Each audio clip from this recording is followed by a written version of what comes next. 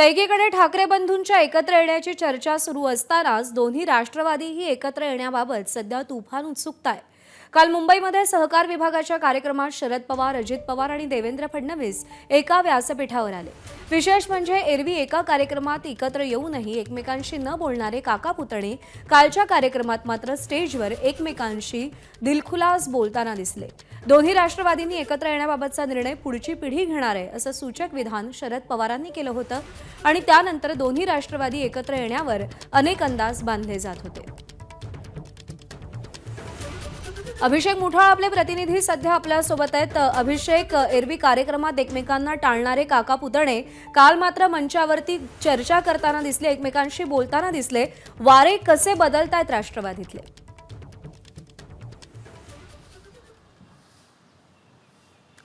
नक्कीच शरद पवार असेल किंवा अजित पवार असेल, या दोघांमधली जवळीक ही मागील काही महिन्यांपासून आपल्याला वाढताना दिसते आहे आणि एकूणच कुठेतरी राष्ट्रवादी या पक्षाचं भविष्य हे या दोन्ही नेत्यांवर अवलंबून असल्याचं आपल्याला पाहायला मिळतं आणि त्यामुळे एकूण ज्या मागच्या काही भेटीगाठी होत आहेत त्यामुळे एकूण जी दबक्या आवाजात चर्चा सुरू होती ती आता उघडपणे सुरू झालेली आहे।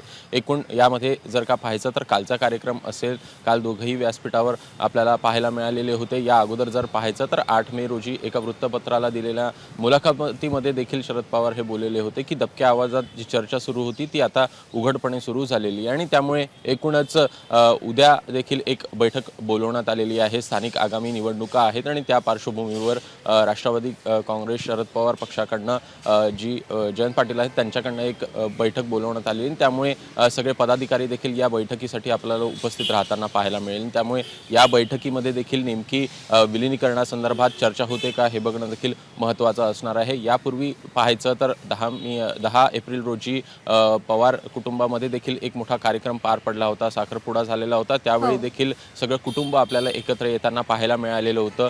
दुसरीकडे कुटुंबाव्यतिरिक्त देखील जे काही कार्यक्रम आहेत, 13 मे रोजी जो रयत शिक्षण संस्थेची बैठक असेल किंवा वसंतदादा शुगर इन्स्टिट्यूटचा कार्यक्रम असेल, अशा काही कार्यक्रमांमध्ये देखील दोघं एकत्र दिसलेत आणि वारंवार चर्चा देखील मनोमिलनाचे सूर सध्या या कार्यक्रमांमधून आळवले जात आहेत आणि राष्ट्रवादीमध्ये सध्या हे जे काही वारे वाहत आहेत ते राष्ट्रवादीचे नाव कोणत्या दिशेला घेऊन जाणार हे पाहणं महत्त्वाचं आहे।